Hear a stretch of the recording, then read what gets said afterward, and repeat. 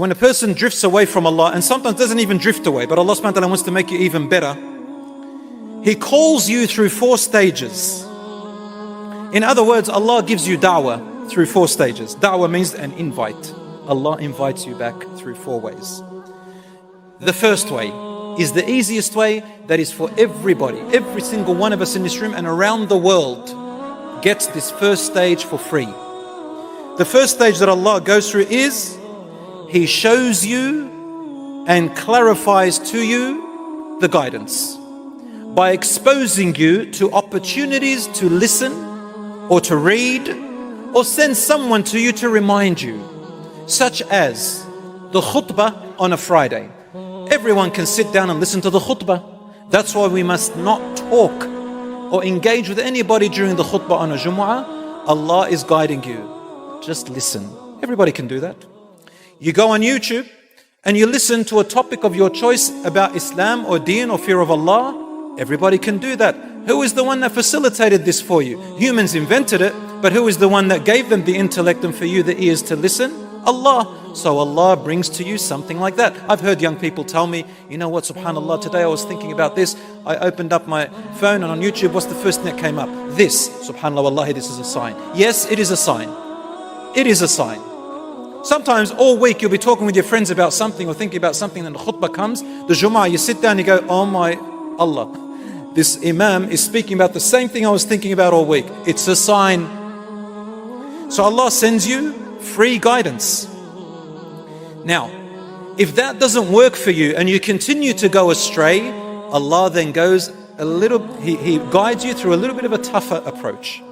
The second stage, He will nurture you through disciplining you. So first, you didn't take the reminder when you were comfortable. So then Allah nurtures you by disciplining you. Now I want you to think about discipline in relation to parents, someone who cares about you. If your mother or father discipline you, or you discipline your children, is it a good thing or a bad thing? Of course, with the correct way of disciplining, with care and compassion. You will appreciate that your parents disciplined you in order for you to be principled through care and love. Even sometimes it may be harsh for you, such as confiscating your phone or confiscating your whatever is distracting you. So Allah nurtures you through discipline. How? He will bring a problem into your life. He will bring what? A problem, a challenge into your life. And we all know that humans learn best through what? Through problems. And that's how Allah subhanahu wa ta'ala dealt with all the prophets and messengers and the companions. So if you have a problem, know that Allah subhanahu wa ta'ala is guiding you. Take it in a good way. Now, that problem is going to be your medicine. And once you overcome it, inshallah, you're going to be much stronger and better. So Allah gives you a problem, a learning curve, a wake-up call. Somebody might get sick in your family. A death may happen and you attend a funeral. You may see somebody get run over. You may have an accident, God forbid. You may lose something. You may be tested a lot or a little bit, depending on how severe you need that guidance. Then if that doesn't work, Allah will intensify a little bit more to the third stage. The third stage is He will bring you something compelling. The problem is up to you how you want to face it. But when He brings you something compelling, it means it's something that you must face. You have no way to avoid it. You have to face it. It could be a court order. It could be a fine. It could be someone that's facing you and you have to deal with that. You can't run away from it. It could be anything like that. It could be a sickness, God forbid. Anything like that is compelling. A suffering and a minor punishment. Allah says, وَلَنُذِيقَنَّهُمْ مِنَ الْعَذَابِ الْأَدْنَى دُونَ الْعَذَابِ الْأَكْبَرِ لَعَلَّهُمْ يَرْجِعُونَ. Allah says, and we shall surely let them taste a little bit of punishment or a little bit of hardships in this world. And Allah calls it adna, which means the lower test, before the bigger test, the bigger punishment comes. Why? Allah says, لَعَلَّهُمْ يَرْجِعُونَ, in the hope that they will return. So why are little punishments happening to you in this world? in the hope that you may what? Return. So you can stand up again. If that doesn't work, no reminders, no problems, no compelling situations, over and over and over, and they accumulate, and we decide to run away from Allah to everything else to numb our desires and our fears, drugs, alcohol, crime, God forbid, haram images, haram relationships. After all these three stages, if nothing works and reminders come again and again, then the catastrophe happens. And I'm going to finish it with this. Do you know what the catastrophe is? What do you think it is? If all the reminders come to the person and the person does not wake up and return, what is the catastrophe that Allah brings you?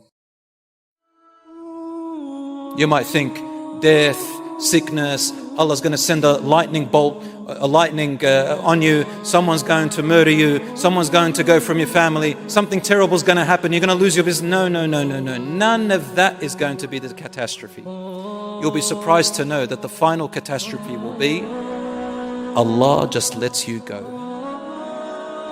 He just lets you go. Do whatever you want. Make as much money as you want. Fulfill your every piece of desire that you ever wanted. So Allah lets you go to the dunya, to your desires, to everything. We do not want to reach that stage, because that means that Allah is no longer with us. He has abandoned us because we abandoned Him. And the only thing we'll receive is a temporary ugly world, and even the world will turn against you. As for the hereafter, there will be nothing left. When a person different ways for Allah and sometimes doesn't even drift away, but Allah want to make you even better, He calls you thought for stays in other worlds. Allah dua thought for stays. Dua means an invite. Allah invites you back. Thought for 4 ways. The first way is the state way, that is for everybody, every